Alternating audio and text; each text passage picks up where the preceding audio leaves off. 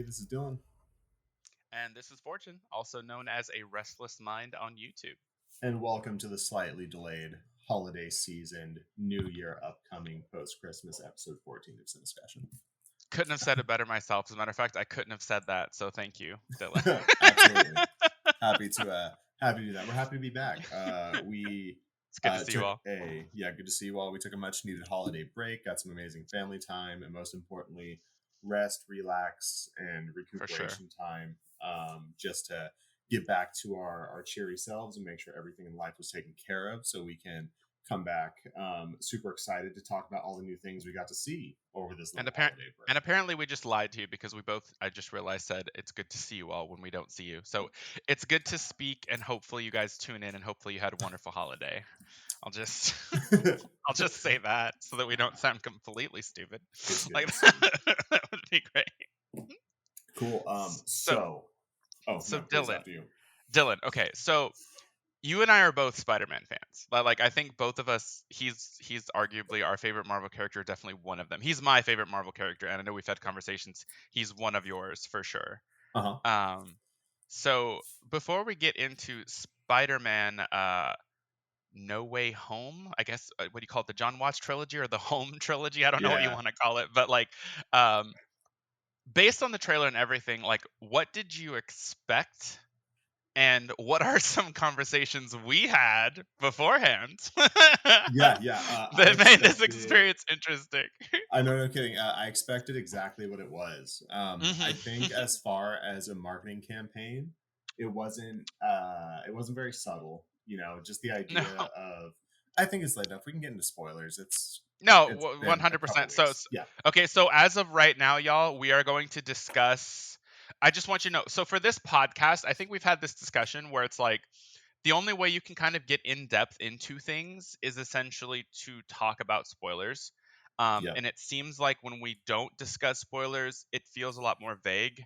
And I feel like those of you that do enjoy the show don't really come here for vague, right? So, spoiler warning: the new Spider-Man film, No Way Home, also The Matrix Resurrections, Yep. and also some Paul Thomas Anderson films. We might get into a bit more depth, so there may be some spoilers. So just giving you a heads up before you start right now. If you haven't seen the new Spider-Man and you haven't seen the new Matrix and you don't want them spoiled, pause the podcast, go watch them, come back, pick up from here, which Yeah. is, yeah, roughly Yeah. around 3 minutes in, somewhere around there. So, all right, go ahead, Great. Dylan. Now I'm Sorry. going to spoil the shit out of Spider-Man. Okay. It was exactly what I thought it was going to be, and in some ways, it was better than I thought it was going to be, and in some ways, it was kind of par for the course for my usual feelings on Marvel movies. I I'm would agree with happy that. Yeah. that I didn't like. We talked about it briefly. Well, before the movie even came out, you and I were kind of throwing around some ideas on what we saw from the trailer and what we kind of expected Hmm. to happen around it, not necessarily being about Spider-Man versus these villains, but Hmm. maybe it looks like there's some kind of conflict with Doctor Strange, and maybe he's trying to save them in some way, which is Yeah. totally what the movie was about. Yeah, because I Um, remember going, wouldn't it be really cool if, okay, so spoilers, I was like, wouldn't it be really cool if the Spider-Man you see like diving towards to save Mary Jane is actually Andrew Garfield from Amazing Spider-Man, and maybe he gets a chance to save Mary Jane for Peter the way he couldn't save Gwen for himself. And then we talked yep. about like, what if there was a really cool way that these villains, he's trying to save them, or essentially they're trying to like right wrongs or something like Mm-hmm. that. And that would, when we both said, I think we both had came to that, and we were like, that would be kind of cool if they did something kind of interesting like that. And in a lot of ways, that's kind of what they're doing. I would also argue William Dafoe is still amazing, and he just eats up the screen every time he's on the screen as the Green Goblin. He's so great. Yeah, he was so great. And what was so cool about this movie, I'm happy, we were talking about, ranking them and kind of where our favorites were. And that night after Yeah, we watched it, and I was like, I'm going to sit on it for a couple days because I don't know how much was nostalgia and how much was yeah, just kind of fan service stuff. And I don't know that's how I'm how going it to is feel for about me the too. movie in a couple days. And after sitting on it for a couple days and actually seeing it twice, I saw it again with Jasmine. Um, Yeah, Not only did I love it, I'm so grateful that it exists, that even though there are clear flaws that we were even talking about while the movie was going, like why are these shot like this is weird, so on hmm. and so forth. I don't. Also, let's be fair. Like, I mean, I was trying to be nice, but I was like, okay, so this whole thing is the spell, right? So basically, this whole movie only exists because of a really bad plot point with Doctor Strange. But it's like, so instead, why don't you make a spell where everyone who just found or everyone who just found out about Peter forgets, or just say uh everything with Magneto that happened except for the video that he put out. You could just say they just forget the video that he made, Yeah, yeah. or the And video that never, is like, it would be so easy, like, but like then mhm. you wouldn't have a movie. So you have to just do Yeah, that's the big plot hole for sure. Because it's like, why don't you just make Mysterio forget that Peter Parker was it. Spider Man? You know, and that's Yeah, kind of yeah, the yeah. thing. Like that would be very easy. Yeah, yeah. Because No movie now, though. I mean, as a plot hole thing, even though everyone forgot, there's still all the video evidence and Yeah, all the it makes tapes no and sense. right. So, You're but like, you that just said being they said, forget. It doesn't wipe all the video footage or like anything else about him existing. That doesn't make sense. It's like, yeah, yeah, no, but it didn't make I still sense. I still enjoyed it too, though. I'm just pointing, and I do still enjoy the movie quite a bit. Yeah, So me too. And the thing that there's just a whole lot of things I never thought I'd see again. I never thought I would see Tobey Maguire, Andrew Garfield playing Spider-Man again. Especially Andrew Garfield, whose movies were not great, but he was always really entertaining as a character. I never saw that I'd I see Alfred Molina and Willem Dafoe chewing it up again as these oh, awesome dude, for villains. sure, it And was wonderful. not only that, it has some really cool, fun action scenes. So as I was sitting there, I was like, yeah, this movie's kind of big and kind of dumb, but as a rating, like, I don't even want to rate it because I never thought I would see it. You know what I mean? Like, Yeah, it was, yeah. even though I knew what to expect going in, actually seeing the spectacle of it was so fun. You know what I Yeah, mean? I and was I just think I had big said that smile. before to you. Like I had said one of my gripes about the first two movies overall is that a lot of times the most interesting sequences were CG sequences. Like directorially, I know John Watts is a good director, but like the movies feel very basic. Like there's nothing Mhm. wrong whatsoever. They're fine, but there wasn't anything about the direction or cinematography or his shot list that was that interesting in the first two movies. And I would say to some extent there's still some of that here, but there are definitely some good scenes. And even though some of them are CG sequences, there are some Mhm. really good moments with the camera in certain scenes that he did that were like more like stuff I wish I got more of with him. Like for instance, after the scene with Mary with Aunt May, there's this scene, this Mhm. really high frame rate slow motion scene in the rain with what just happened. It's like a beautiful shot, but it's also a reflection of what's occurring, and it feels very graphic novel esque. Like it's really cool. Like and I felt like Mhm. it really fit what happened because he's damaged, he's bloody, he's just lost something, and it's just it's so small, but it's like that's more of like what I want to see in these movies. I want to see that kind of like beauty that you capture great stills of in comics and in graphic novels. I want those. Yeah. And also there's a tremendous scene, I'll be honest, with Spider-Man and Doctor Strange where they're at odds, so they're kind of fighting Like the without fighting. multiverse fight. It was Yeah, sick. dude, that was Yeah. that was like one of my favorite scenes in the movie. And I actually, for the most part, really enjoyed the fight with him and the Green Goblin in the building. And I like that, like, Yeah. William Dafoe did most of his own stunts and everything, and was like, because I don't know if it was you or somebody else, but they told me that William Dafoe, they wanted him to use more stunt doubles like they always do, and he was like, no, I want to do it, like, and I think whoever told me that, I hope that's true because I definitely noticed him in a lot of shots, and it was really cool. It was awesome. Yeah, yeah, him as just this super cheesy, big grin, evil, It's maniacal great. goblin man was like they got to the point where like he doesn't even need a mask. Just let him Yeah, smile and put on some glasses and throw some exactly. pumpkin bombs and we're good to go. That wild smile Yeah, of his. yeah, And this film, and this is what I'm saying, like, it's not a great film in terms of originality, because in my opinion, a lot of time Marvel weaves the movies together in cool ways, but they don't always write super well if you actually think about it pretty hard. Like a lot of their scripts don't always make sense. And I feel yeah, like with just small changes you could make them make sense. So that always kind of irritates me.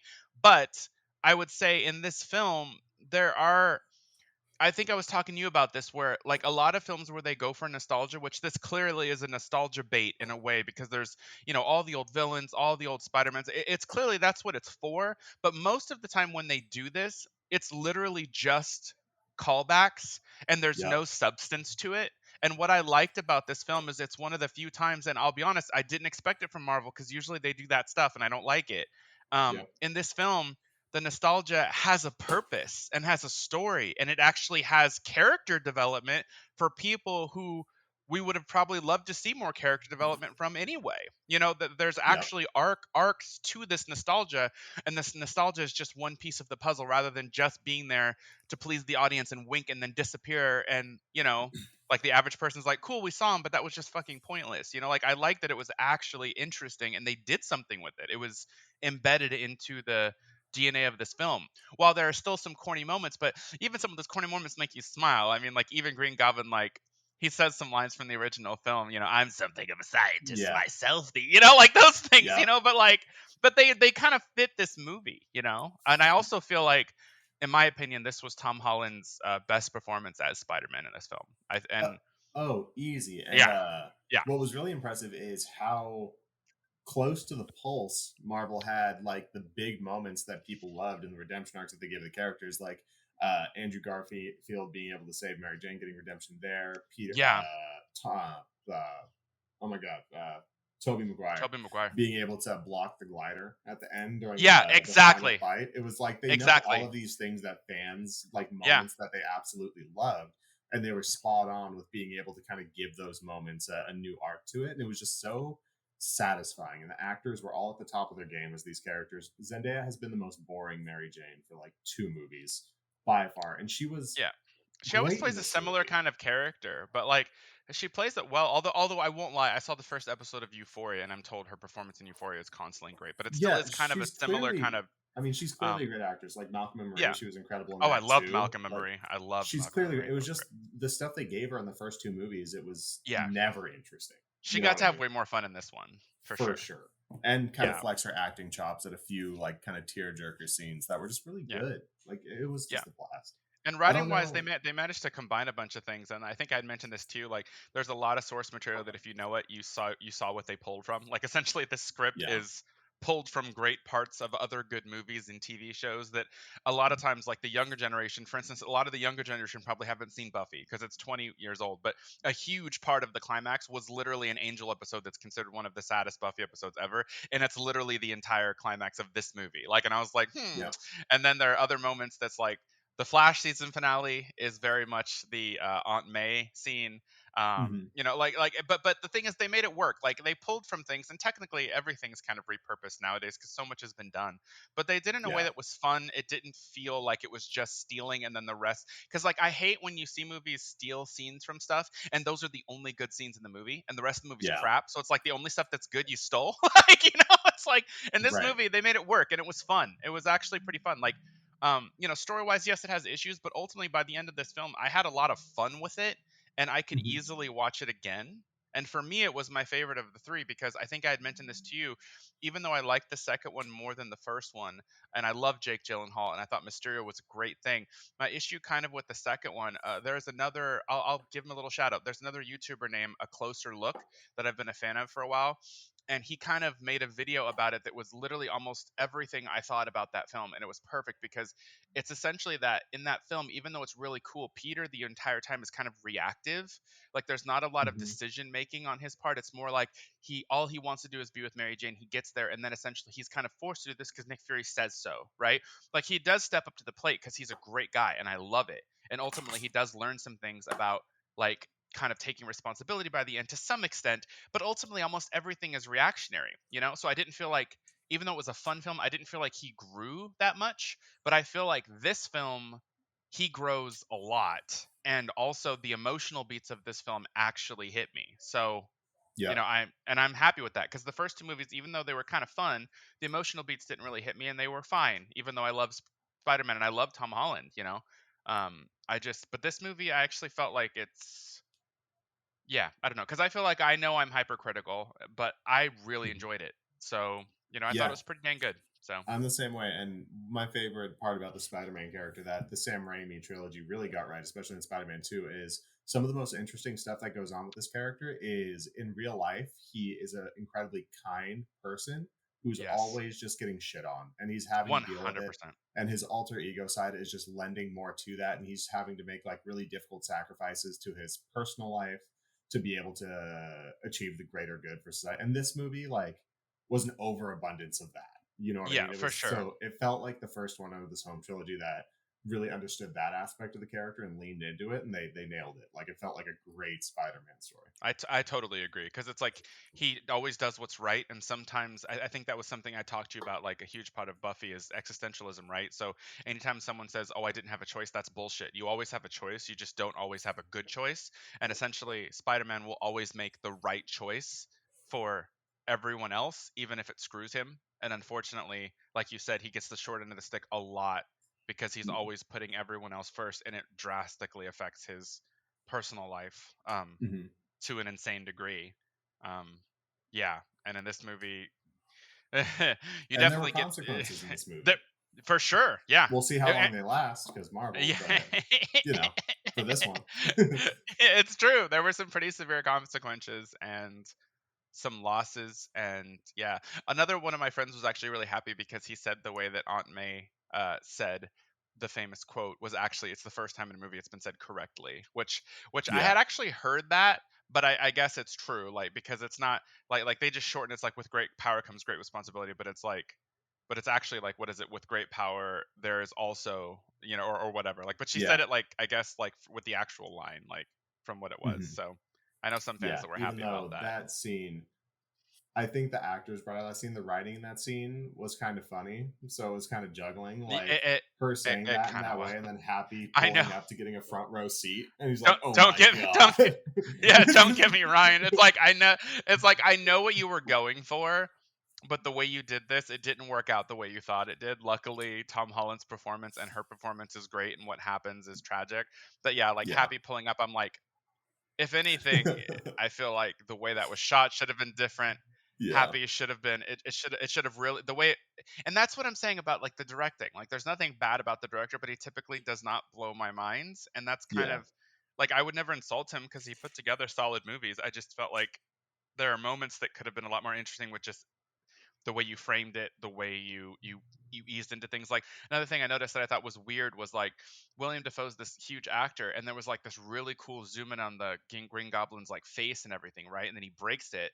But then at some other point, like I noticed it just seemed like it just kind of cut to the Green Goblin, and I was like, okay, hmm like I kind of expected like him to like come out of the shadows or or like or something would have been cool if like I don't know. Maybe there's like a close up on the goblin, and like maybe the first time you see him is when he goes in to break the mask. Maybe you see his reflection in the eyes or something, like some kind of reveal, because it is the reveal of the actor. So it's like you gave a reveal to the suit, but not the actor.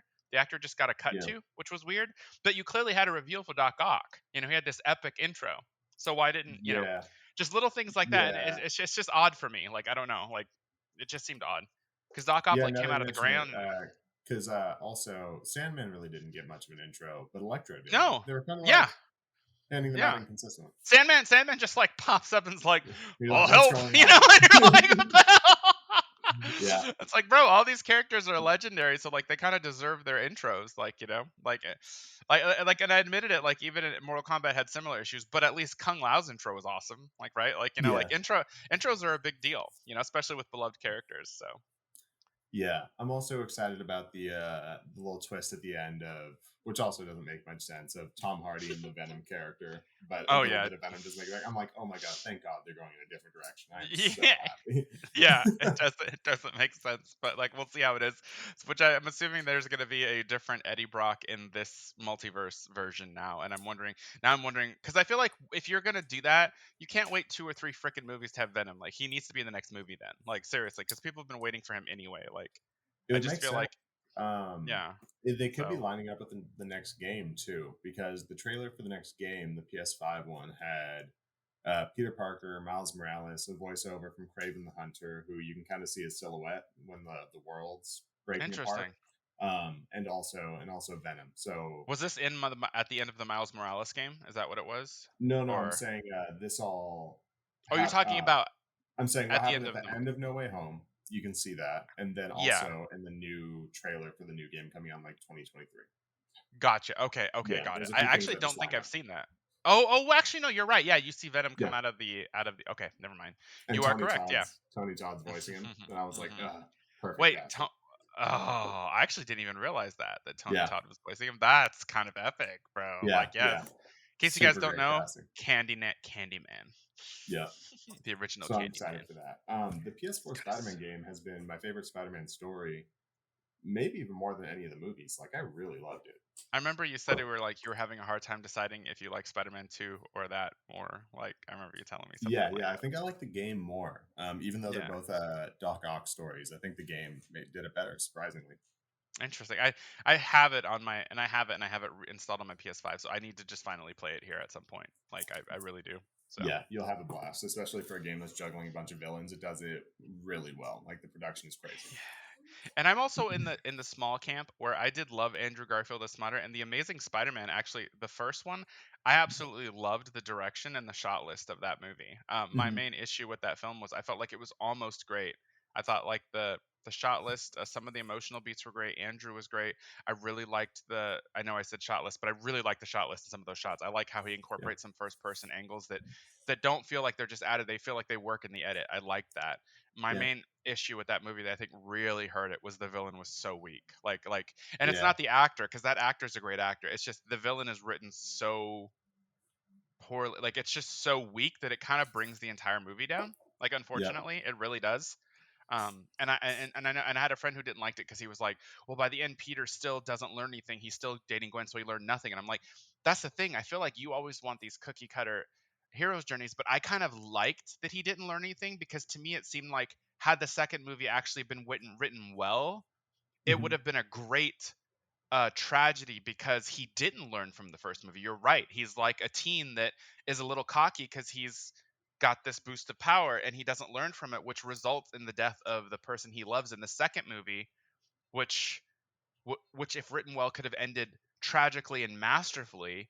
And then as you go into the third movie, there's all of this personal growth and development as a mature adult because of how much he screwed up in the past and how it kind of informs who he becomes as a hero. Like it could have been a great trilogy if it was done right. like yeah, like I kind of felt like that's where they were going at the end of the first movie because I was right, he didn't learn from it, and I was like, oh, maybe this is the arc where Gwen dies, like that's kind of what I yeah. assumed. And it was, but it was just in the middle of a clump of a movie where they're clearly just trying to It uh, was a clump of a promote movie. the new Sinister Six. So there's just no. It's like they didn't learn from Spider-Man 3. Then like you have too You many know, things, you can't develop anything. I don't understand. Like what are you doing? speaking of Amazing Spider-Man 2, I feel so bad for Dane DeHaan because he was so great in Chronicle and he broke out and just did shitty movies from there on I kind of agree. out. Like Chronicle is probably if one of my top 5 or 6 superhero movies. Like it's Yeah, so good, and I kind of I hate saying it, but I feel like Josh Trank too. He like yeah, wrote and yeah. directed this, so it's this prodigy, and everything he's done after has been kind of crappy. I didn't see the Capone movie, but a Fantastic Four Fan Four Stick was terrible. Like I'm It was sorry. bad. It was, but Uh, you know what? Also, that he's kind of come out. You know, Zack Snyder got his cut, and then a bunch of directors are coming out for cuts of their shitty movies. I don't think they're gonna fix Fan Um, Four Stick, but I no, could be they wrong. won't. But he's one of the directors that have been rallying for his vision. There was a lot of studio interference there. I have been Also, told that. Suicide Squad, and David This is Ayer true. kind of rallying for his. Yeah, But it may not be Josh Trank's fault in that aspect. it's true because Chronicle was more of an indie film, right? So Yeah, maybe he had more control over that. I mean, it would be interesting to see, what happens if you just let him actually make a movie. But I mean, we say that a lot of people. So it's hard to tell, like until someone wants to give him another chance later in some indie genre, and then sometimes they blow up later, and you're like, see, you were yep, right. Because I mean, yep, Chronicle is truly so good that yep. I know Josh Trank has to be a great director. Like he has to be. Exactly. Like that couldn't have been an accident. It was too good. Like It was it's way too really good. it's really good. Like to me, that movie's like very close to just being a 10 out of 10. It's Yeah, really good.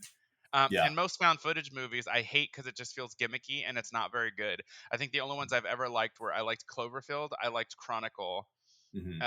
and I thought that the first. Wreck for quarantine. Yeah. I liked Yeah, both. Like I said, yeah, I kind of liked them almost equally. But Wreck yeah, and Quarantine, I liked, yes. But I've seen a lot more, and they're usually not very good. But yeah. Chronicle was probably my favorite found footage film, and the way they used it, where every shot's from a camera, so even like towards the end, it's cutting to different angles from the cameras that are circling around them and everything from the phones and stuff. Like I was like, dude, it's so clever. Like it's so cool. Yeah, Yep. I totally agree. yeah. But I think that that's a good point on Spider-Man. The conversation that we have to continue is this goddamn new Matrix movie. Um, because there are so many things. I haven't been that mixed on a movie in quite a while to That's where I'm like, this yeah, is me. so terrible and good and awful and great. I know, Um, like that's how I feel. like I'm like I'll get into like the nuances why I feel this way, but I feel like it was a script that deserved a more focused director. Not, I'm not. It's hard to say because Lana Wachowski is one of the goats, she's but great.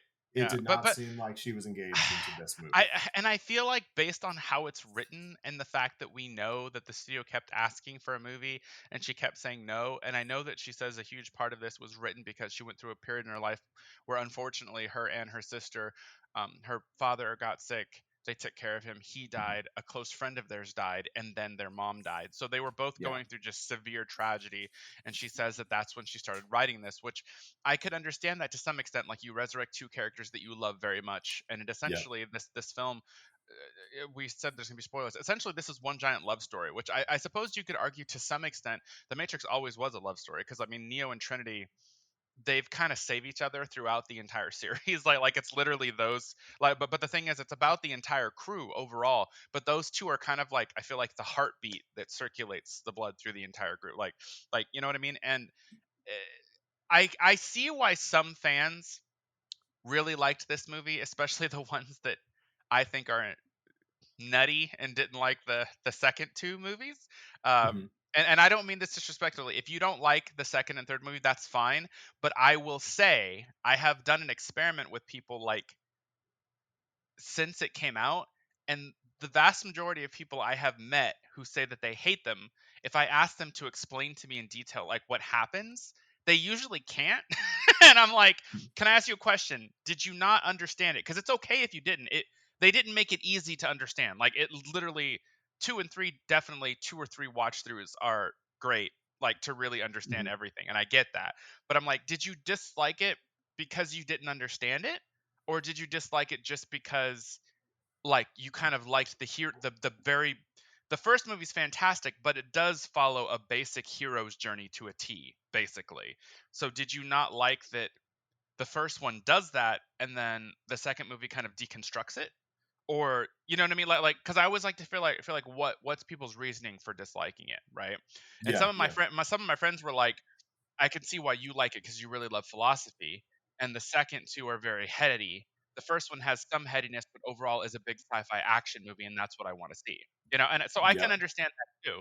But I mean, I kind of like that. To me, the base of those films, it's all philosophy. I mean, and that's one of the things I love about the trilogy. I feel like it mixes so many different philosophical views into one trilogy and somehow makes it work. That it's fascinating. I mean, whether you're talking about Christian theology, different Hinduism beliefs, what's his name, Descartes, like evil villain theory, there's all kinds of things that are just like mixed into this, and they kind of explore them while creating all of these characters. But the movie, essentially the entire trilogy, is a conversation on about many things in life, you know, ultimately. um and I don't know, I guess for me, because I always loved philosophy, it's like everything I wanted out of something while still being super awesome in terms of being science fiction and amazing martial arts choreography, amazing direction, cinematography, lighting. I saw an interview with Lana recently where she said that the new film does look a lot different because it reflects more of like who she is now. Because back in the day, hmm she was kind of a control freak about lighting and all this stuff. And then she met a cinematographer, I think the same one who was on Cloud Atlas, who actually likes natural sunlight, you know, and he yeah, kind of encouraged to do that. So, and it makes sense though because I haven't seen Sense Eight yet. I still need to, but a lot of things in this movie, the way things are shot, remind me of shots I've seen in Sense Eight. So it kind of seems like that. But I have to be honest, I prefer the look of the original trilogy. I like how sleek it is. I love the neo noirish lighting. I love the beautiful cinematography of the martial arts choreography and also just really great choreography. I like all that stuff. And it seems like this movie, because it's less about that, it doesn't seem like it's as much of a focus, or maybe that's really what Lana wanted, but to me it's not as visually interesting, and the direction feels a bit clunky off and on. Like there are some genuinely fantastic scenes that make me go, I'm happy the movie was made. But then there's also, it's kind of like you said, I feel like I see a lot of potential and a lot of great story beats that just don't feel like they flow as well and could have been directed more interestingly in certain ways. That's just, Hmm. so I'm like you. I am at an impasse. There are two movies that this year like that for me. This and *Malignant*, both films. It's the first time ever where I can always say if I like or dislike something. I just don't know how much. These two movies, Yeah. I'm literally at an impasse. Like, because I can't say I liked the new Matrix, but I can't say I hated it. But I'm not okay with it being meh, you know. But I Yeah. don't know what to say. Like, it's like, I don't know. For me, I'll say how I feel, and then maybe Sure. that'll kind of bring to light some things for you. I'd love First to. off, it's a long runtime. It's 2.5 hours, which It is. you should expect for a Matrix movie because they're very exposition heavy. There's going to be a Sure. lot of monologues, hopefully some great action scenes. They're just going to take a while. And hopefully I the monologues are interesting and leave you with great Yep. conversations afterward, hopefully. Which I So think the movie has. yeah, But I think the movie had great conversations too. I think the movie gets worse as it goes on. I think it starts at a pretty high point. the first half hour is pretty great, honestly. Yeah, I think I was immediately my first red flag, especially because this is a franchise reboot sequel 20 year later kind of deal, which are so popular now. The first red flag is that they were starting in a recreation of the first scene from the first movie with Trinity, and everything's just a little different. And I was like, oh boy, like please don't be lacking creatively. Like that was my first Yeah. thought. Like And please then don't when go they that direction. and then when you see the reshot scene of Trinity, it was less interesting. And then, and I know this sounds weird, but this is because I like choreography. But when she runs around the wall and kicks, the way her leg extends and stuff looks really lazy compared to like how sleek and perfect, Trinity's form was and everything. That it just felt like an inferior version of the scene that we all saw. So Right. And yeah, actually, thematically for the story, it was it's supposed to be. intentfully. Yeah, exactly. It's Um, supposed to be. But but then the then it parts, goes into yeah, like all of a sudden, Morpheus is a Agent Smith type character, and you realize they're in what's called a modal, and it's a created version of a game. That which clearly modal's like another way of saying model, like right, basically. right. Um, but then they start kind of getting into two things that actually work really well. Hmm. This is the funniest Matrix movie, and It is the comedy actually lands a lot of the really time. It well. did have me laughing quite a bit, and Me too. not in like a laughing at it kind of way, like a laughing with it kind of way. Yeah, I agree. I agree. Yeah. The first act has a lot to do with this kind of meta version of a universe where the Matrix exists, but as a video game. And our Neo is now Thomas Anderson again, who's the lead creator on this new game. He created this hit game from 20 years ago.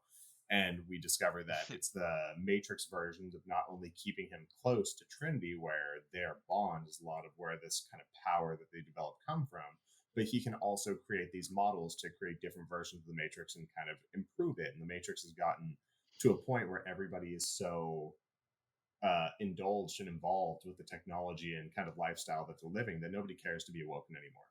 It's all great. It's all good stuff. Exactly. You know what I Yeah, mean? it's all great stuff, and also there's also a lot of commentary on a problem that I have an issue with nowadays, where he talks about how the world isn't based off of facts and what's real anymore. It's based off of perceptions and how people feel about them. Like, and it's like, and it's kind of true. Not kind of. It's 100% true, and it's a problem right now. Yeah. Like, feelings trump reality nowadays, and it's like, like the idea of using that as a basis for keeping Yeah. people grounded and stuck in a program is fantastic.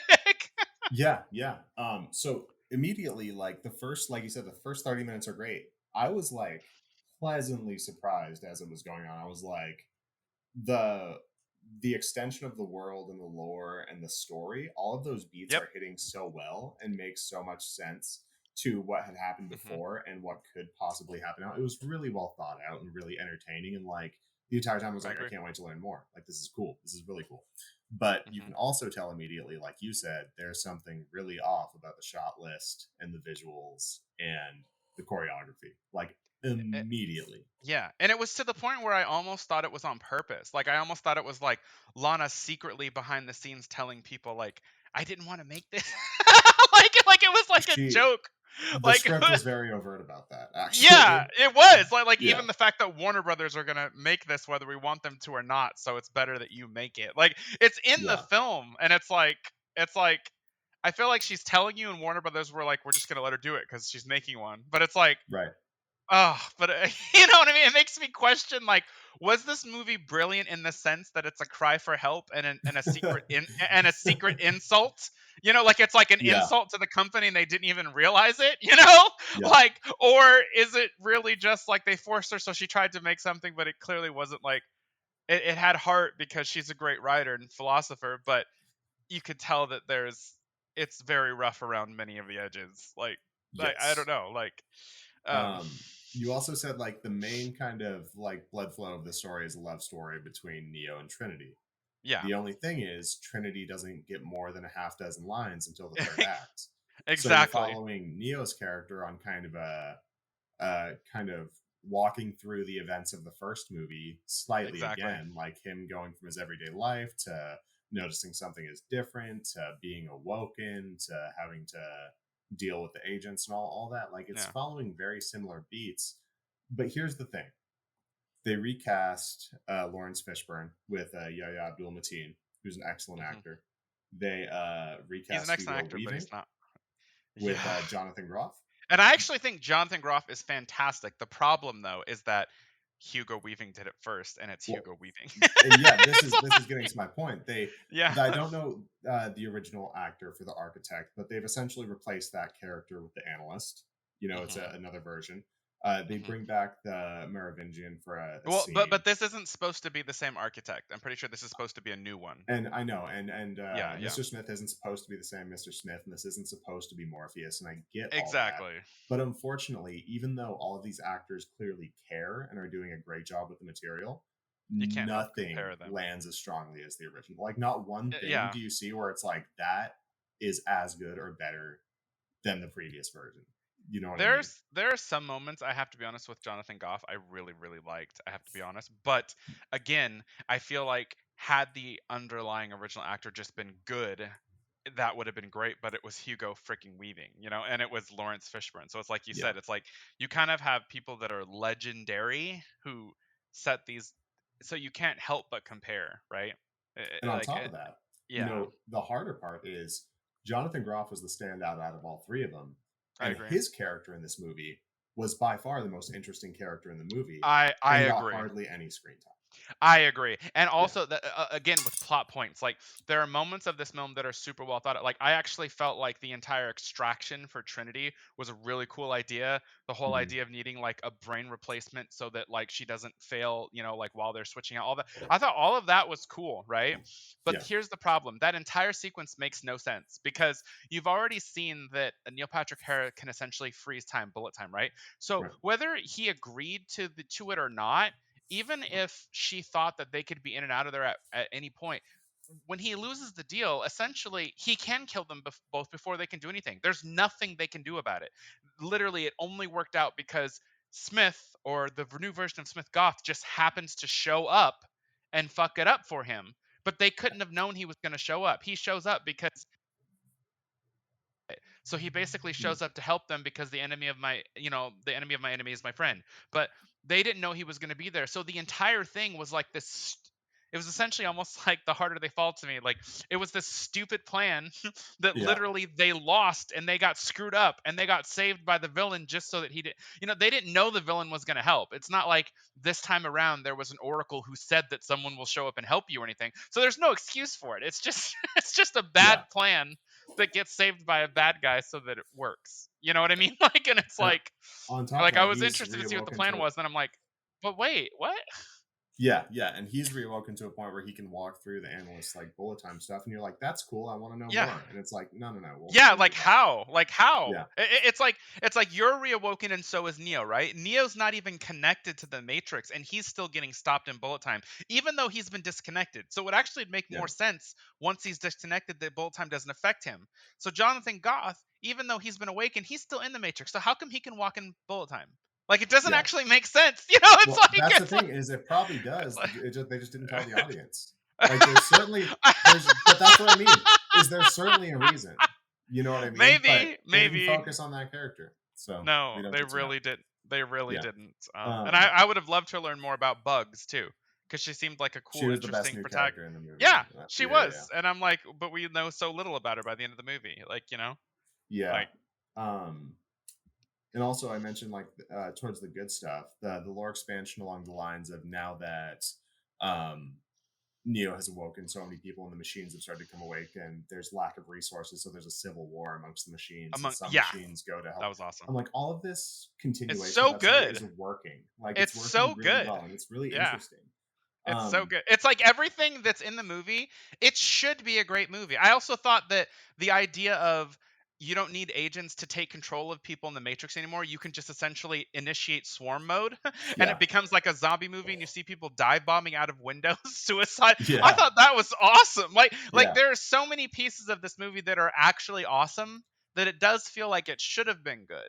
You know what I mean? Like I almost feel like a few rewrites here. If you're going to make it 2.5 hours long, you can cut certain things, develop some people more, have a sleeker, Hmm. more interesting action choreography, more interesting cinematography throughout. Maybe cut some characters that are just there for nostalgia, like the Merovingian, even though he's one of my favorite characters, but his entire fucking cameo just and he's like my It was favorite character, so his rough. cameo I was literally like he just barks a philosophical exposition and then leaves. Like I was Yeah, like and no. not even well. Like really corny, like And he looks like a goofy homeless person. exposition.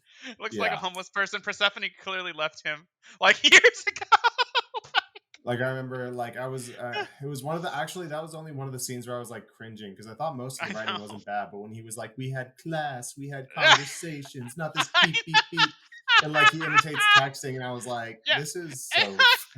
It's like, and the Ugh. weird thing is, I could see him like in a suit, and this is a small piece of a better overall thing, and it's like a funny Yeah, moment in it, but it doesn't. It feels like it's like a piece of something bigger that would have been great, but it's not. It just feels like this is like what I'm talking about, where like something seems like it's just thrown in for nostalgia and has no point and is terrible. Like this is literally like what we were talking about in Spider-Man and what I hope wouldn't happen. This is literally what this scene was. Like yeah, he's just there yeah. to show up and release the vampires again for a wink so they can fight them, and while he barks With things a while they're very fighting. unexciting fight. A Like very I yeah, actually the went back choreography. Yeah. right after I watched it the second time. I went back and watched the Merovingian scene, the classic fight scene from the second movie, and I'm just like, Uh, It's so "Woo, good. Dude, like woo, like this like is a different seriously. thing." Yeah, it's like dude, Like you need down a to the score, right? the The score choreography, the shot list, yeah. it incredible. Yeah, the score for this movie wasn't bad, but it just felt very fine. Like the Yeah. Matrix score was sleek and interesting, and when it did get operatic, it was epic. And yeah, like the choreography, that choreography was so good that you wanted to shoot it with wides because it's worth seeing. Yeah. When the choreography is not as interesting because everything's more like a medium close up from like the waist up, and there's a Hmm. lot more cutting, which there was in this movie because the choreography is just very basic. And a huge part of the Matrix was beautiful martial arts choreography action scenes that, because it made sense because you can literally download every martial art in existence, so everyone you fight should know what they're doing and it should Hmm. be a good fight, like it should, because you have no excuse. You're all like top of the line, so Yeah. you're all basically martial arts masters, so once those guns run out of bullets, that fight's probably going to be epic. You know what I mean? But here it Yeah. just didn't seem that way. Like I thought the swarm mode thing was a cool addition. I do. But again, I felt like it was underutilized. It was just used for this. You got a glimpse of it foreshadowing so that you could see the ending whole sequence, which interestingly enough is another reason why I wondered if it was kind of like put together by her, but like because like she was really clever with things Neo could do, but in this one he essentially just makes force field bubbles all the time and pushes Yeah. things away. Yeah. Like, you know what Yeah. I mean? Like it's just I don't know. It was a rough one for me, and overall, I'll say it because we were talking about this offline. It felt like a script that deserved better. Like usually when it comes to Hollywood movies, I have the exact opposite problem. I Me think they're too. Me too. usually beautifully directed and incredibly visually stunning with the most boring cookie cutter script that they can get. This was the exact opposite. I thought there was so much potential in this script, and there was like bits and pieces of really good parts of the movie where I was really engaged, and everything Hmm. around it from most of the set design to the performances weren't an issue. They were all pretty good, but Yeah, I the agree. shot list, the action, the set design, the score, it all felt like they should have given it to somebody who was hungrier, who really I felt loved like the Matrix. Keanu Reeves was a little hit and miss for me. Like most of the time, I liked him as Neo. There are a couple scenes though where he was kind of, I don't know, but like I liked his performance in the bathroom with Yaya when he's like not believing Yeah. this is real, and he's like no, Uh, and he's like no no no, and Yaya's like, and Yaya's like sticking his hand in the window like near all this shit, and he's just like no, this can't be real, and he's just freaking the hell out, and he's trying yeah. not to, like I liked that. Like see, that's what I'm saying. There are moments of the film that I think are pretty great. It's just like I think the way I described it to you the first night was I don't know how I feel about it because it feels the only way I could describe it is it feels so clunky. Like Yeah. it has all these great it has a lot of great things in it that are all just kind of clunked together, you know. Hmm. And I was also told that Lana's direction style in this one was very different than in the past. She was very meticulous about shots, movement, all this stuff. And in this one, she's meticulous about a lot of moments of dialogue. But I think one of the actors said she was more like in the moment. Like sometimes the shot list would change on the day, you know, things like that. Because I heard that that's kind of how she directed Sense Eight more. Because that Yeah. cinematographer kind of taught her to be less rigid. But I almost feel like that rigidity. I imagine Fincher's like that, and he's probably very rigid because I mean he's known for doing thousands of takes because he wants something specific, right? Like, but I feel like that rigidity and that kind of perfectionist quality she had was, and probably um, her sister as well.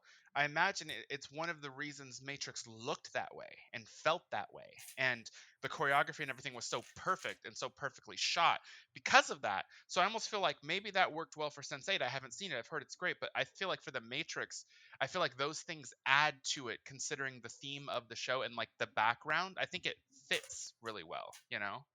Yeah, Um I think it fits really well too. And that's not to knock her kind of most current style, because no, if you look at no. Sense8 or Cloud Atlas, it works for certain stories. It didn't Yeah. work for revisiting this though. Yeah, that's exactly how I feel. Like the Yeah. direction was a little disappointing for me, and I don't think she's a disappointing director. I think she's fantastic. I just felt like the style for this movie, and I imagine she probably didn't want to repeat herself. She wanted to do things differently, and I get that, but I just feel like Hmm. that's such a huge fingerprint for these movies that it felt like both a Matrix movie and not a Matrix movie at the same time, which is weird. It just felt kind of weird. Like, you know what I mean? Like, 20 years will do that. I know, right? Right? Yeah. Yeah. But I think ultimately we were talking, and you had said that like you still support the movie and you hope more films like this are made, though, Yeah, right? I said it's the first bad movie that I've wanted to be successful in a very long time. Yeah, Like, and I I agree with you. really want it to succeed because it is so unusual that we get blockbusters that are diving deep into, as you described, a whole lot of different philosophies, current states of the world, and wrapping it up in a big, exciting kind of $150 million package. Yeah. And I don't want this to be a reason studios don't want to try that again for a while. Exactly, because Yeah. as it is right now, every movie that's like 120 to 200 million dollars, they're all tent poles. Basically, they're all Right. IPs like Marvel or they're Fast and the Furious or they're all just big franchises that are kind of just big dumb movies, and that's fine. But I want expensive movies that are. This is essentially even the Matrix trilogy. It's essentially they're 150 million dollar sci-fi extravaganza thought pieces, though. You know what I Yeah. mean? Like I want more of those too. So I totally understand what you mean by that. Like I can't say that I hate it, but I don't love it. I'm very like to me, the best way I could put it was very meh, but there are good parts in it that I'm really happy that I saw. And Yeah. upon rewatching, I still enjoyed those scenes quite a bit. Like I love the bullet time scene with Neil Patrick Harris Yeah. where he stops in the chop shop and he's talking. I Hmm. love that scene. I think it's fantastic. Me too. Like you know, there are just some great scenes. So I'm happy it's made, and I do hope it makes good money because I'm with you. Like Yeah. I want to give these people that have these unique voices money to do interesting films that aren't Marvel movies or already existing IPs. And I know this is an already existing IP, but it's a unique franchise in the sense that it's all philosophy and stuff anyway. Like you know, like I like that. I like learning something while having some cool action. You know, like I want it to be more than just like it was fun but forgettable, like a lot of these movies are. Like I like stuff that's Hmm. awesome. That's the thing. Matrix blew you away with action sequences, direction that you've never seen before. And by the way, that was also because back then a lot of Americans and people didn't watch as much anime. Like if you no anime and go back Mhm. and watch The Matrix. Essentially, Matrix was a film that had a shot list that was almost like the first live action anime shot list you've ever seen that actually Yep. made it work. Everyone I think who tried it before, it never worked and it looked terrible. They are just brilliant. And yeah, so but that's just my Yeah. opinion. So No, I totally agree. yeah. Um, I still think it's worth going to see because I know a lot of people who loved this new movie. This is just our opinion, but I still want to support it. So if you're a Matrix fan, I still say go see it. That's my opinion. And maybe you'll disagree with us. Maybe you could leave comments and tell us why you disagree with us, or why you think, yeah, or why you think we're and right or wrong or what have you. on top of that, you can see it on HBO Max, and I think that's going to be Yes, a huge, huge opportunity for it to make a good amount of its kind of budget back. for sure. Yeah, it is on HBO Max, I Because believe. that's one thing I don't think I'd recommend people rush out to see this in theaters. I would recommend they see it at home. Just saying. And I could be wrong, but I think most of the films that have the theatrical premiere on HBO Max, I think most of them are there for like anywhere from 3 weeks to 4 weeks before they disappear. So you probably still have some time to watch it. So I didn't know they were there that long. I believe they're there for it might maybe it's 2-3 weeks, but they're there for a little while and then they disappear and they're only in theaters for a bit and then they come back. From what I've seen so far, that's what it seems like. So Got it. Okay. Okay. Well, that's Spider-Man. That's The Matrix. We were going to talk yes. about, well, we had kind of an idea to talk about upcoming Oscar buzz and as well as Paul Thomas Anderson. I really wanted to see Licorice Pizza.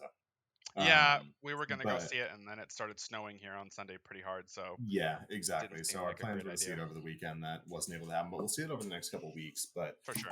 we were both able to revisit a few of Paul Thomas Anderson's movies. And one, my favorite thing about this director um, is not only, let me put it like this, a lot of his movies break down to character studies, but each Yes. one has incredibly different feeling of cinematography, generally shot list, and overall lighting. And I feel like there's a certain energy or feeling of all of his movies that tend to sit with you a couple days at least after just your first watch. I, Um, I agree. I felt that way. Actually, I was actually writing down his all of his movies as we were talking, and I felt that way actually with every single one of them. I would Probably, say that's true. Yeah. yeah, probably most powerfully for me was after seeing Master and Punch Drunk Love, which are two very different movies. Yeah, Punch Drunk Love I thought was interesting, but it wasn't really my cup of tea. I'll be honest, it's the only one he did that I didn't dislike it, but I didn't like it either. I thought it was okay, but Yeah, it was interesting. But I think I pretty much like or loved all the rest of his movies. Interestingly enough, the more I see more of his movies, I feel like you know how like we've talked about how directors are 100% different, but you'd put certain directors in similar camps, right? Like yeah, Matthew Vaughn and Edgar Wright, I would put in a similar camp. To me, I would put Paul Thomas Anderson in a similar camp as the Coen brothers. Like to me, sure. like in terms of directing style to some extent in some scenes and uh color grades and like he goes with a lot more naturalistic looks and Hmm. because I remember I was watching some films and I was like some of these like I almost felt like um for instance in some ways there are scenes of Boogie Nights that I was like if you had told me this was done by the Coens I'd believe you too like Yeah, yeah, yeah. I do feel that way because for those of you who don't know I hadn't seen Boogie Nights. I know it's a crime, everyone like chastises me for this, including Dillon here. Good. But I I was hadn't like, what do seen you mean you Boogie haven't Nights, seen Boogie Nights? and I Who hasn't hadn't seen seen Boogie Nights? Magnolia yet either. So those are two that I hadn't seen. So I watched both of those. I had already seen Punch Drunk Love, The Mhm. Master, and There Will Be Blood. And I will Did you say, see without Phantom it, Thread? no, I have not seen that yet. Son of a bitch. I know. I plan to watch that one too. Cool. But I will say that definitively my absolute favorite movie of his is There Will Be Blood. Like Yep. There Will Be Blood, not only is it a masterpiece and the score is so uniquely weird and fitting for that film, but it's one of the like a lot of his movies I think are fantastic, but they're the kind of movies I think are fantastic. You should watch them, but I probably wouldn't watch them again. They're not the kind of movies I want to see again. I've seen There Will Be Blood at least 4 times. So like Yeah. it's just too interesting. And I think one of the good things about it is I felt like it's really interesting on its own, but then the dynamic between him and Paul Dano later makes it that much more interesting. And I'm so happy you recommended Boogie Nights because Boogie Nights was, you know, it's funny. For years, I never even looked up what it was about because I wanted Yeah. to be surprised. So when I found out it was about the porn industry and like him, and I know that this is one of the earlier movies for Paul oh my Thomas God, Anderson. Paul, not just Paul Thomas Anderson, but Mark Mark Wahlberg. Wahlberg. Yeah. Yep. Because I've always thought like he was cool, but he's never like blown me away with acting or anything. But he's cool. But a lot of people love him. And after I've seen this movie, I get it. He was pretty great in this movie. Like he Yeah. really is pretty great in this movie.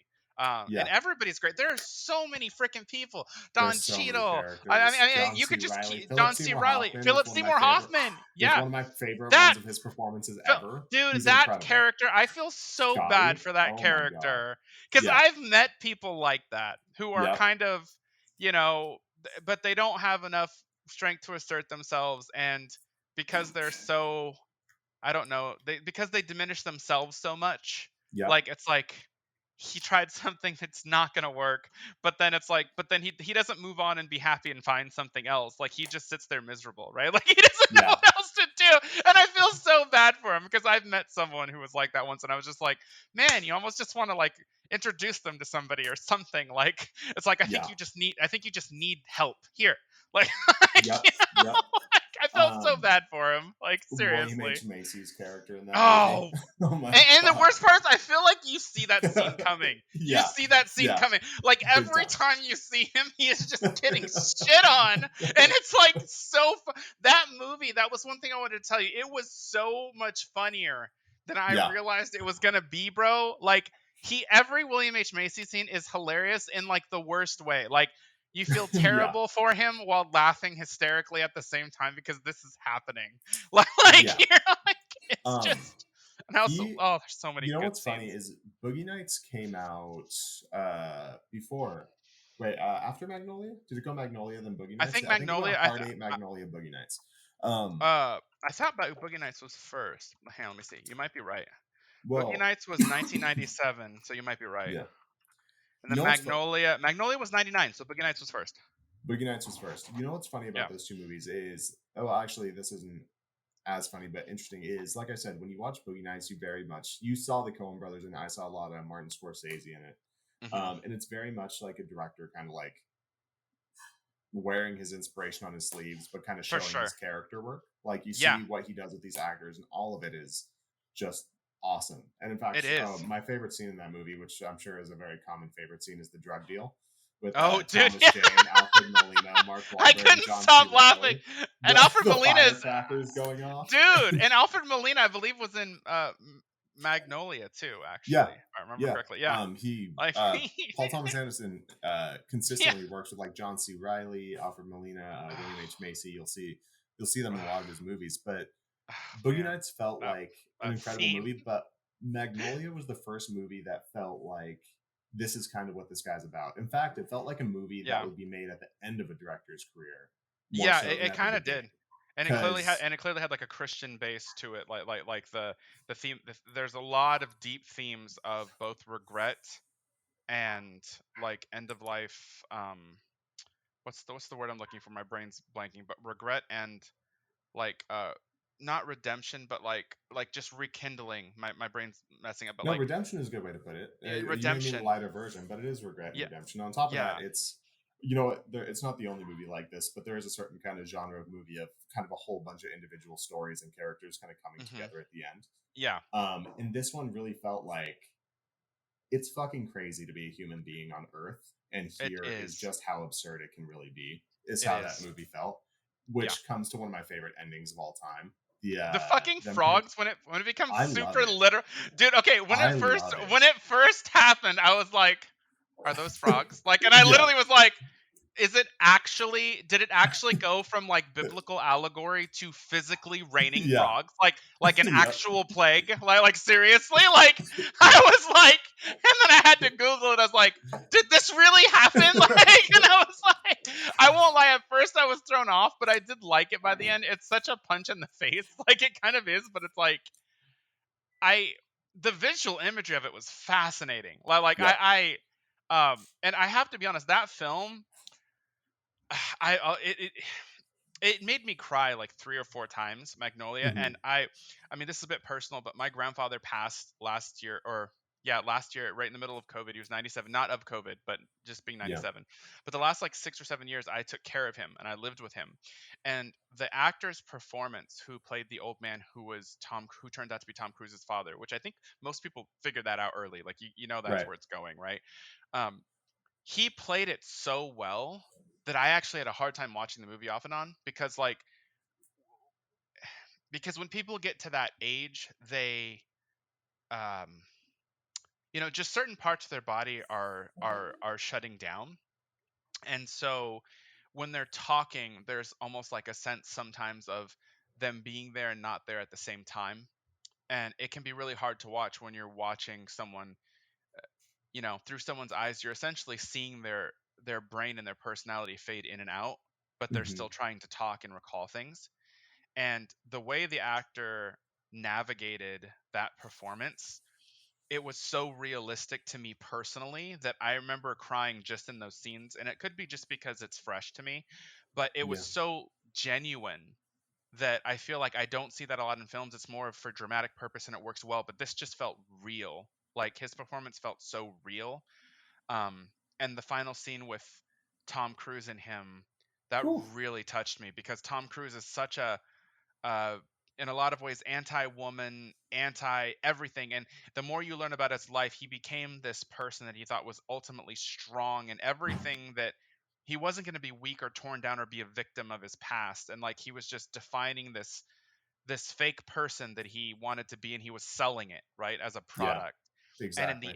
in the end, even though he hated his father, he goes from telling him, "I hope you die horribly," to begging him not to go, which is Yeah. such an honest human thing, because you can hate someone, but you still just you hate them because you wanted them to be there. Like you Yeah. hate them because they weren't the father to you that you wanted them to be. And in that moment, feeling just the duality of emotions in that final moment, I just felt like it was so honest. Um, Yeah. Yeah. And it it's, was just really, really good. Really, really good. yeah, That's I probably my completely second agree with favorite that. movie of his, honestly. Yeah. I think, like I said, it feels like a movie that's made by somebody at the end of their career who has I, so much just kind of wisdom around so many aspects of life. To think that that was his like third movie is mind blowing. And in it's my opinion, bananas. as great as that movie is, he's gotten better I with agree. almost every movie in my eyes, I which agree. is insane. In fact, I my think There Will Be favorite, Blood is perfection. Like There Will Be Blood is like I do too. In I had fact, never seen anything like it actually when I watched it. I don't think he. It's not my favorite movie of his. In fact, it's probably Hmm. my third. Okay. But I don't imagine he'll ever be at that level of just kind of like control and construction. I don't. It would be so hard for that script and those performances and that director and that composer to align in that way again. That I Which don't one? think for There Will Be Blood. Oh no, for sure. Like to Like have Paul to, Thomas Anderson and yeah. Johnny Greenwood and Daniel Day No. Lewis and the right book to adapt into a script, and And, yeah. it's one of a kind. Like I've never it's even insane. heard a score like that before. I remember I was Yeah, watching it. I was in San Diego for like a Halo 3 tournament, actually. We were sponsored, and then towards the end of the day, we got knocked out. And I had an aunt and uncle who lived in San Diego. So yeah, they were willing to come and get me because I had never seen them since they moved here. hmm, So I went and hung out with them for the evening, and they had rented it.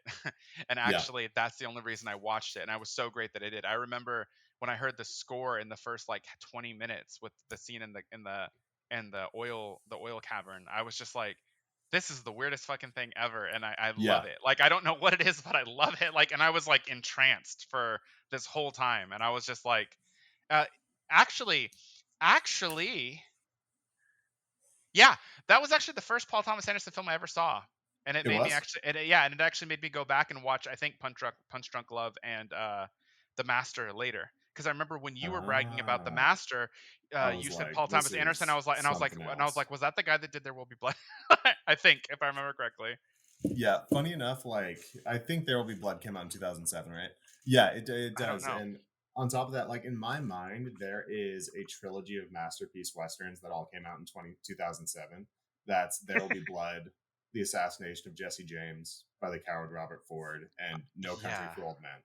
yeah, Those there. three No, yeah, movies No coming out Country in the for Old Men western was so genre in the good. same year and all being so different and so great is mind blowing. Western is, Yeah. if not my favorite genre, in my top two. So Oh, I know. 2007 is like my holy grail year for modern Western movies. I actually haven't seen Assassination of Jesse James, but I've seen the other two. It's So fucking great, man. I've heard it is. Till this day, I actually like. I'm saying this on podcast, so someone will probably beat me to it. They usually do. But I've Mm. always wanted to do. I had a few ideas for like. I like mixing genres. If I ever wrote a film script and could direct, I'd never see it, and I'd love to do a Western horror genre. Yeah. And not like I had some ideas about like it starts where the first 20 minutes is like this action patch like stagecoach robbery, Uh-huh. and then they come into this town, and so like the first 20 minutes you really get to know the characters, and they're kind of like outlaws, and they come into this town, and it becomes an actual horrifically terrifying horror story with like supernatural elements, and like it shifts on a dime into this other story, but the first 20 minutes is this action packed western where you really get to know the characters, so you care about their fates by the time they get to this Yeah. town, and then other things happen. So like yeah, like I think it'd be really cool. Like I love movies with sharp genre yeah, shifts. Like I know there will be yeah. not there will be blood. From Dusk Till Dawn Oh is yeah, probably one dude. of my favorite Yeah. versions of Yeah. that. Yeah, exactly. Yeah. It's like this. It's like this basic like modern like hostage movie. It's like basically a hostage Mm. taking film. You take this family hostage just so we can get across the border, and then you stop at Mm. this bar, and it becomes a vampire movie. You're like, Yeah. what? You're like, and not only that, but like a campy vampire movie. Yeah, You know super. what I mean? It goes from like the first like 45 minutes of the film feeling like a Quentin Tarantino film, even though Robert Rodriguez wrote it. But Tarantino stars in it, so I imagine there's some ideas in there. But it feels very Tarantino off and on Yeah. while being Robert Rodriguez. And then like once you get to the titty twister, it's Yeah. just a complete Robert Rodriguez like campy vampire movie. Like that's awesome too. Like you're just Yeah. It's pretty glorious. Like it I is. love It's that pretty movie. great. Yeah, me too. That was a The, huge influence on me actually. That was the first rated R movie I ever saw really? with my biological father. I was like 9 or 10. Well, I'm sorry. It was the first rated R movie I saw in a theater because That's my a mom my super rated R movie yeah, and too. my mom wouldn't take me to see them or anything, but I was with my dad and I must have been 9 or 10 or something like that. And he took me and I didn't know anything about uh Quentin Tarantino or Robert Rodriguez or anything, but that movie was unlike anything I'd ever seen. Also gave me my first crush because Salma Hayek was in it, and I was like, "That's the most beautiful woman I've Absolutely. ever seen." Absolutely. But yeah, like I didn't know a movie could be like that. So I was literally Yeah. like, it kind of warped my brain. I saw Nightmare on Elm Street when I was 4 from my father as well, but that wasn't a theater. That was a rental that he just gave me and left. So that was great. But hey, you Enjoy. know, Yeah. hey, it's one of my favorite horror movies of all time. So it warped my brain. I'm a little weird, but that's fine. No, not weird at all. I snuck plenty of rated R movies when I was a kid. I don't think I was allowed to watch rated R movies until I was probably 12 or 13, but Yeah, I'd seen I dozens snuck. before. That's what I'm saying. I had snuck some with rentals, typically when I was visiting my father for the weekend, because he didn't actually pay as much attention. He'd just like let me rent Mhm. whatever because then I could watch it and he could do his thing, right? Right. So, but yeah, like my mom wouldn't let me watch them. Even Scream, I got lucky. I was like 12 or something when it came out, and one of my cousins had came over. Well, I call her my cousin, family friend, but she had come over with it like on from Blockbuster or whatever, and the parents were talking, so I knew I knew my mom was occupied. So I was like, "Hey, mom, can I watch this Scream movie?" And she goes, "Oh, sure, honey." And I was like, "Yes, let's start it Score. quick!" Like, Say no more. yeah. You know, I'm so excited for Licorice Pizza because all of my favorite Paul Thomas Anderson movies, I would say There Will Be Blood actually might be, it's either number 3 or number 4 for me. I know you love The Master a lot. I do love The Master. And I if do I too. had to It's rank good. them, if I had to rank them, my top 3 would be Phantom Thread is probably my favorite. I still need to watch that one. Damn it, Daniel Day-Lewis's last movie so far. And then The Master and Punch Drunk Love are kind of tied at 2 and 3 for me. I could see that. And the reason is, and what I'm kind of seeing in Licorice Pizza is Punch Drunk Love is an incredibly simple movie. It's a romance story about somebody who is really kind of on the edge of being a functioning human being. Being a functioning adult. Yeah, being a functioning adult. But with that, it's a very simple story that is brought out. It's so weird and beautiful and caring, and it is non-judgmental of this person who's really like, you don't know if he's going to snap or if he's incredibly sweet, and he's always just shifting, and he doesn't really have control over his mental health, but it's somehow ends up being really beautiful. And I really love the simplicity of that movie for that. Phantom Thread is not similar, but also a movie that's very much focused on a romance and how this relationship kind of infects this fashion designer's personal life to his business life to really every aspect. Him just shifting and finding discomfort and comfort in this new relationship he's found. And then The Master, even though it's not a straightforward romance, it kind of is a love story as well. It kind of is, yeah. Between a very lost soul coming back from the war and a religious leader who embraces him, even though he is also Incredibly manipulative. borderline psychopathic. Yeah. Yeah. A Well, psychopath and a manipulator come together. and I can't help but draw parallels between Scientology and that film. Like, it seems like Oh, Scientology yeah, was 100% used as the base for this fictional religion within that film. So for sure. But my thing is with Paul Thomas Anderson movies, even though he's been great so much, when he deals with relationships and love, those are my favorite versions of his movies. And seeing this movie that's in the 1970s San Fernando Valley about kind of a coming of age love story, I'm like, I don't care how simple the plot is. I don't care if it has no story. I guarantee it's going to be I've beautiful. actually heard it's really good. I've heard nothing but good buzz about it. Like, I was looking forward to it when it started snowing. I was like, no, like, because we tried to. Yeah. You guys don't know. We tried to see this like a couple weeks ago, Yep. because it said it was released, but it's a limited release, so it wasn't released anywhere around here. So we had to Yep. just basically wait for it to come, and then Dylan found out it was coming, and then it Yep. snowed, and we were like, "Are you serious?" Exactly. We were going to see it not And Christmas morning, but the day yeah, after Christmas. and it Well, that wasn't was light yesterday. snow. It was like a No, snowstorm. So like, my car's packed. I went to the yeah, grocery store today, and I was like, I'm just going to walk because I don't feel like taking my car. exactly. Yeah, I Um, went to work today. Getting down my hill was interesting, and oh, then I geez. was more worried coming back. And yeah, I started to slide. So I just luckily have all-wheel drive and decent tires. So like I just kept going at like a regular roll, and it stopped me from sliding. And I slowly eased up for about like a minute straight. And there was a car behind me, so I was like, "Please don't lose your grip. Please don't lose your That happened to me driving to the grocery store last year when we got the snow. There's an incline coming back, and I stopped at the top where you turn right on red. grip." Oh And no. all of a sudden, I was like, my car's going the wrong direction. Why am I going backwards? Yeah. You're like, So, well, this isn't good. yeah, I got caught in a little jam, but I was able to get out of it. Yeah, I feel like I don't mind. You don't mind sliding. It's more just when other cars are around, it's a problem. It's like if I slide, I'll correct. But if another car's there, I can't do anything about it. Like there's Right, only so much I exactly. can do, right? Like, Our bumpers are meeting. Nice to yeah, meet you. my insurance is about to go up. Yep, exactly. Thanks for that. So I'll pass on the snow. I do love living in a place that gets a little snow. Like I'm happy For we don't have sget to deal with this for months, but a week Yeah, or two, it's yeah. nice. But literally, Seattle, like you just get everything. Like you get beautiful Yeah. summers, you get some snow, you get beautiful falls. Like you have some really pretty springs, but it's cold. Like you get a little bit of everything. I do like it here, like for that reason. Yeah, for sure. Yeah. But also with you know, the smaller movies kind of this year, I was saying, before that we went live, it's like, oh, we should have done top 10 lists. And I've been I thinking know. about what my favorite movies have been this year. And a couple of them have been really kind of small budget, intimate stories. The one that comes to mind very quickly is Big. Pig, starring Nicolas Cage. On the opposite end of that spectrum, I know somewhere in there would be Zack Snyder's Justice League. Um, so it was, Yeah. I don't know, it wasn't the greatest year for movies for me. But there were still a lot of really cool, interesting stuff came out on streaming platforms. There were a few blockbusters that hit pretty well for me. Yeah. Um, but overall, we were talking about kind of where the future of where the industry may be going when it comes to creative projects. And I really think a lot of the interesting stuff right now is coming out on streaming. And I agree.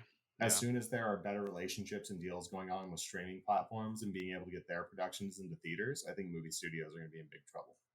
Yeah, but I mean, I think you had said this privately because when we talked about where it would go, and you said that like because of the streaming services, I was like, well, like, because I kind of, I think I was incorrect and you were right. Because I was like, well, the last time we had the birth of the indie film industry, which essentially that's kind of what American New Wave was, right? And it kind of Mm-hmm. forced studios to have to compete with this new thing.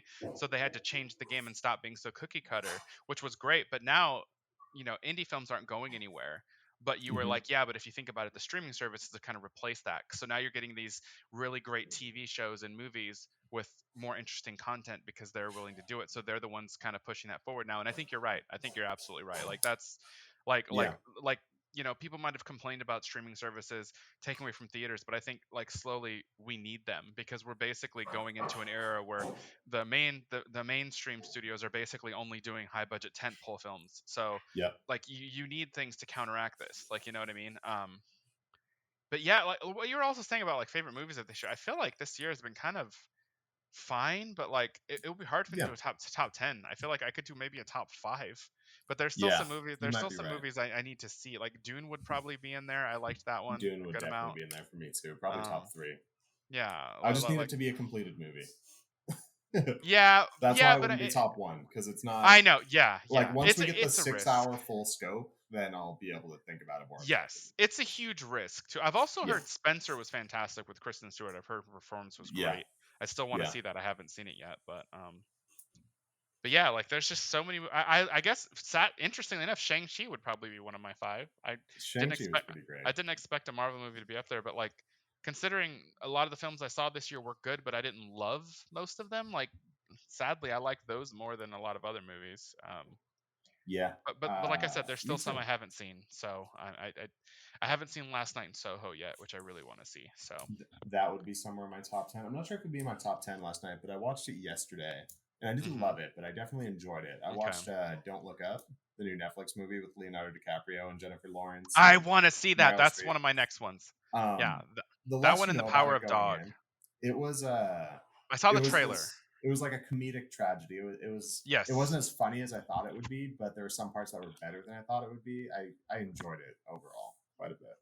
I think Malcolm and Marie might be on my list for top 5 this year, just because I Oh liked it. It was yeah. good. Because that was Yeah. 2021, so I'd like that one. I'm hopefully 2022 brings out a little more Yeah, sauce. I'm hoping so. But I mean, but at the same time, I kind of, you almost halfway expect it though, right? Because Oh yeah. oh, I Everything's set still, up. I also, yeah, and I also still need to see Judas and the Black Messiah. I heard that was fantastic. It was Like that, excellent. That would definitely be in yeah. my top five. Yeah, Yeah. yeah, that's one I Loved still it. need to see. I'm because I feel like lately I've been spending time catching up on a lot of TV shows. Like the final season of The Expanse is out, and then Hmm. there were quite a few other TV shows that since we were in quarantine, I've heard about them. So I finally got around to watching some of them. So and of course Hmm. some of them just take time to complete. So Yep. yeah, Yep. I'm wrapping up season 2 of The Witcher, which is scratching okay. that fantasy itch, but it's still no Game of Thrones yet. I We'll st- see I still want to what see the comes Wheel of next. Time on Prime as well. Me too. I want to see the Wheel of Time too. Anything to scratch that fantasy itch. Yeah, and it looks like it's actually high fantasy, so that'd be cool. Like it's actually a high fantasy style show. It seems like so. You Yeah. know, Um, also this is off topic, but I don't know if you saw it, but the Batman trailer the was Bat and the great. Cat trailer. Was great today. I thought that Yeah, was a great trailer. I was it like, was excellent. I'm more excited now. Like for sure. Like Um, I was like, yes. I And think and I've told you for years, if I ever had a chance to write a Batman story, I love the Joker, but he's outplayed. I would write one with the Riddler and have the Riddler be as so. Everything about this film so far, in theory, is like what I would want. My only difference is yeah. I always said I would cast Benedict Cumberbatch as the Riddler. He'd be like my dream Riddler, and I would have a lot of fun with that. But I like Yeah. Paul Dano a lot, so I'm like, this is going to be really interesting, and it almost has this like, yeah, Seven nature to it, which I love, and Hmm. yeah, like I'm excited. Yep. I hope it's really good. I'm in love right now with the cinematography of this movie. I like how Oh, me everything too. is so black and there are just dim lights Me too. over so much of the movie. Just I like like that. generally the corners of the screen are just pitch black and it's Yep. just like dim It's shots. I think that's going to be I, really cool. I love like basically colorful noir, and that's Yeah. what it is. It's not black and white noir. It's noir with color basically. Yeah. But yeah, and I love that. And I'm a noirish fan in general. So Yep. like even the original Matrix, especially the first one, like Hmm. all of them kind of are actually like, especially when you go into the Matrix. A lot of places are very noirish style lighting. Like I love that stuff. I also like heavy shine, which is Quentin Tarantino is a fan of. Notice Yeah. there's like a heavy shine on things. I love that too. So I like harsh lighting. I do. I Yeah. love. Spielberg's a fan of that too. You know what I started Hmm watching again yesterday that I hadn't seen in years, which does not work for me visually at all, is Minority Report. But it has a lot of the things we're talking about. It's really heavy shine. It's really grainy. It's very noir inspired. It may be like at home. It's like a black and white movie. But damn if I don't think that movie is hideous. Like and I think it you is know, so it's ugly. everyone loved that movie. And the weird thing is, I remember seeing it going, yeah, it was good. But other people were like, no, it's a masterpiece. I'm like, I really liked it, but I didn't find it. But I've only seen it once. I'd have to go back and watch it. Yeah, this is Movie my actually. second time watching it too. I'd only seen it Okay. once. You know what actually looked really good that I saw in theaters a few years back? It's fairly new for him, last 5 years, but was it Bridge of Spies? That was good. Oh yeah, I didn't see it Actually, yet, that but was a I good one. wanted to It was good. because what's his name? He Tom Hanks. nope. Mark Rylance, who's an actor I just love right now. Oh, really? I know Okay. he's in that movie too. He was in Don't Look Up, and he played this tech guru who was like a combination of like Steve Jobs, Mark Zuckerberg, Oh, great. Elon Musk, maybe. And he just plays this tech guru, and he does it in such a hilarious but honest way that he was probably my favorite part of the movie. He has like this Mickey Mouse voice, and he's such a smart ass, and he's like, "You just don't know the data on anything." It's wonderful. Well, in the trailer, Jonah Hill had me laughing too. In the trailer, Yeah, I was like, he's he just amazing in seems like that a movie. little spoiled piece He of is shit. absolutely a piece of shit. You are gonna love that movie. I Like, I bet. know you're gonna love that I movie. bet, because like most comedies that people find hilarious, I don't. And then the Yeah, ones that are my favorite comedies are was like Wolf of Wall Street that year. Like that's a comedy to me. Like it's dark, yeah, it's twisted, but it's hysterical. Like I could not yeah. stop laughing. And I I agree. won't lie, this movie did give me some like rated R adult vibes. Like I was hoping so anyway. Very Like much rated R, very much adult, very yeah. much Leonardo DiCaprio being an incredible actor. In fact, he's so good in this movie. You're watching, you're like, this is a satire, but he's just so fucking. He's such a great fucking actor. It's Yeah, stupid. in the trailer it shows the scene where he tells them about the I The won't meteor. spoil in case you haven't seen the trailer, but he tells them about the incident that will be occurring soon, Yeah, and then he ends up in the bathroom with like the panic breathing attack, and hyperventilating. I was just dying. And I love that Yeah, they're like, "Oh, we've heard this 1,000 times." He's like, "No, you don't understand." They're like, "No, we've heard this." He's like, "No, you don't understand." Like next week, and they're like, "What?" yeah. You are. I can't wait till you watch it. As soon as you watch it, message me because we're gonna have fun. We'll talk about that next episode. I But need just more okay. importantly, next episode, Yes. we've been excited for this one for a couple months now. Do you want to kick it off? Sure. I am particularly a huge fan of the Scream franchise, specifically the first two, and then I think the third and fourth are okay. But like, I love the Scream franchise. I love Wes Craven, but the opening scene in the first Scream film is literally what made me fall in love with film in terms of the filmmaking side of it. Like, because I had never seen a slasher that made me feel anything. It's always like Jason or one of these movies where it's just about fun kills and they're stupid, right? This opening had it was amazingly written, beautifully directed, an amazing score. I'd never seen anything like that. Till this day, the opening scene in Scream is one of my probably top three favorite openings of all time. For me personally, it is just the gold standard. Um, and I'm a huge fan, and unfortunately, and I always thought that maybe one day if I sold some scripts or did well, I would have loved to have met Wes Craven just once, just to meet him. And he passed, unfortunately. So this Scream movie that's coming out, it is not a remake; it is a sequel. The original characters are coming back, kind of like Spider-Man, which is kind of cool. The Mm-hmm, survivors, essentially Sydney, Gale, and Dewey, which are the loves of everybody, they're coming back. But what's interesting is it's the first Scream that is not directed by Wes Craven, and the two mm-hmm. guys that are directing the film, I believe they also did this horror comedy called Ready or Not, which was actually a lot of fun. It was a It has lot of fun. it has Great some lead actor. issues. Yeah, that lead actress, I'd never heard of her. She was great. She Yeah, was really great. But fantastic it's a lot of performance. fun. And from what I've read, they have huge reverence for Wes Craven. Like in interviews I've seen, even the actors say that like the whole movie they really want to do Wes Craven justice, which makes me think that I think they're in their 40s, and I think Scream was a huge influence for them too. So Yeah, they seem like people that genuinely care about the source material. So I'm really intrigued to see where the series is going, both story wise and tone wise, because the movie looks like Scream was always, when it was at its best, like the first two movies, it is a horror slasher film with elements of comedy. I think where the yeah, third and fourth kind of lost a little bit because they weren't fully written by the same writer was they were kind of 50-50. And I feel yeah. like when they're a little too funny, it makes it hard to take the horror seriously, or get too invested. But this movie seems a bit darker and a bit more serious, which is interesting. It's an interesting take. So I'm hoping it's good. I know that a lot of remakes aren't, but I am really hoping it's good. Mm-hmm. It was set to release in January, which is usually where you dump movies. So I'm hoping that it's not there because the studio thinks it's bad and it's because it's good. And since that's usually where you dump movies, it'll be like one of the only good movies. So everyone will go see it, which it'll suck up all the money. Like that's what I'm hoping for. So Yeah. we are going to be doing a Wes Craven week where we primarily watch Scream 1 through 4, which Dylan has not seen Scream 4.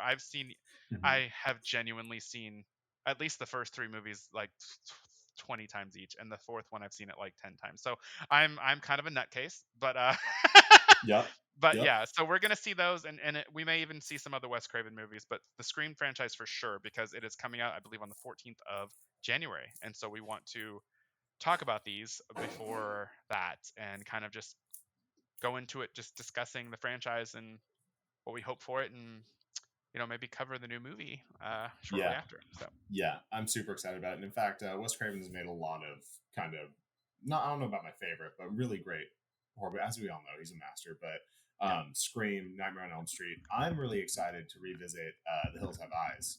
I Oh, remember dude, really thinking yeah. those movies were brutal, but also really good. And then also Last House on the Left, super brutal, also really Yes. good. So I'm excited to dive into more horror stuff always, and I haven't seen those movies in years. Sorry, I had to let my cat out. Apologize, Yeah, everybody. Buki was scratching at the door. But yeah, Last House on the Left was brutal. You know what's weird? I think The Hills Have Eyes is the only original film of his I haven't seen. I saw the remake. I never saw his though. But I saw his both. is really good. The remake I thought was pretty good too. A lot of people I know Actually, liked that one. Yeah. actually, speaking of Wes Craven remakes, I think the remake of The Last House on the Left is probably one of the most underrated horror movies I think I've I seen. don't disagree. I remember Yeah, actually thinking I thought it this was is a pretty this is great. actually a decent remake. I expected it to be bad, but it was actually pretty solid. So Yeah, yeah. I'm with you.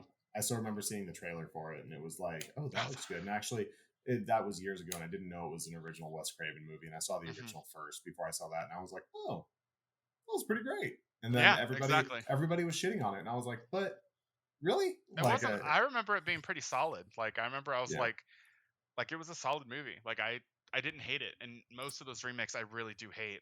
So yeah, yeah, it was. I also did feel like when I went back and rewatched it, it has issues, but I didn't hate the Texas Chainsaw Massacre remake as much as I did the first time. Like I still yeah, don't love it, but I thought it was okay. The first time I was like it was terrible, but like if I'm watching it again, especially after seeing the original. Like there are elements of it I really like. Like I kind of like that she hmm fucking runs over the dude with the car at the yeah. end of the movie. The It was sheriff, so played by Arlie satisfying. Emery, is Dude, by far the yeah. best part. He He's is the best phenomenal. part. He is the Yeah, best part, bro. And honestly, I'll be honest, running him over was fantastic. It was actually kind of cathartic. Like in the yep, original one, the only catharsis is that she gets away, but it's still just tragedy because she's laughing and screaming at yep, the same time. It's like you just feel bad for her, which is great. But I mean, in this yeah, one, there's at least some catharsis to it, and she kidnaps the child that they yep, stole from the family, and you're just yep, like, good for you. And I think what makes me love it is that she backs up and then goes back over him, which is essentially the same thing. I remember everyone talked about how good Hostel was, and I thought the idea of Hostel was interesting, but I didn't think it was a very good movie. But the only same. redeeming quality of that film was those beautiful women that lure people to their deaths. You hate them when you see them later. And I love Yep. that he hits them and then it stays on them, and then eventually you just hear the car with for the Doppler effect getting louder, and then he runs them over again. I was like, Yep. that's the best part of the movie. I was like, there's something so cathartic about that. Like, and both of those films kind of had that moment for me in a similar ways. I was like, and there's also a really cool shot in that Texas Chainsaw Massacre remake. The shot through her head out the back of the window of the car. That was a pretty cool shot. That was a pretty cool Yeah, shot. that was a pretty cool shot. And then also, Yeah. I watched Jasmine and I. We watched some Christmas horror movies Mhm. on Christmas. Oh We yeah, just you were telling watched me I need to watch one. this. One I watched. It was actually pretty awful, but we kind of enjoyed it. It was the remake of Black Christmas. I'm a huge fan of the original The original is 1974 a Black classic. Christmas. The It's original is phenomenal. great. I Yeah. actually didn't know there was a remake. I was looking for the original, and they didn't have it. I was looking on Oh, the Xbox store, and I was like, I "Oh, they heard the remade remake this in was terrible. 2006." I I heard the was like, remake was "Oh, terrible. fuck it, let's watch it." It was. It was terrible. It was actually like really, really terrible. That's what I heard. I heard it was like not even laughably bad, like angry bad. Like it was just Like mean awful. spirited, angry bad. Yeah, Yeah. yeah, basically. But some of the kills were pretty good. So whatever. I still need to see Krampus too, because that's the same director that did Trick or Treat, which I love. So Krampus is pretty legit. We didn't watch that one, but we watched another one, which I told you about, which I don't want you to yes. even look up a trailer for. Okay. Actually, I guess if you want to, you can watch the Can't. trailer I won't because look up it the was still. trailer, but you do have to tell me the name again. Like I It's promise I called won't look up a Before I trailer. Wake, and Before I the Wake. tagline that I Wait a saw on the minute. train. I've seen the trailer for Oh, I'm that. sorry, not Before I Wake. Before I Wait a Wake minute. was the. Wait, Before I Wake. I swear I've seen No, that. that's the That's a movie. 2016 film. Oh, okay. Because I've seen the trailer for that. That's the one with the kid or whatever, isn't it? With. I'm thinking. Yeah, Okay. I told you the wrong title. Shit. Okay. One Because I will second. check it out if you just tell me, and I won't look up a trailer just right. I've learned as I've gotten older, I kind of like not watching trailers because I love the editing of trailers. But nowadays, they used to be better about not showing you everything because they wanted it to be a surprise. Now it's just about selling the movie, so they'll show you key parts. And if you're not Hmm. silly, if you just paid attention to the trailer, half the time you'll be like, okay, that's probably at the end. Like you already, it kind of Uh, tells you stuff, like yep, it wasn't before. Like, it was Better Watch Out. My bad. It better was called watch out. Better Watch Okay. Out, and the tagline from the trailer was "Home Alone meets the strangers," and I was like, "Fuck yeah, that Okay, sounds that sounds awesome." great. Some creepy people Yeah. come to murder you, but then the kid ends up like like killing all of Don't them with his traps. More of like a so rated don't R watch any violent. more than that.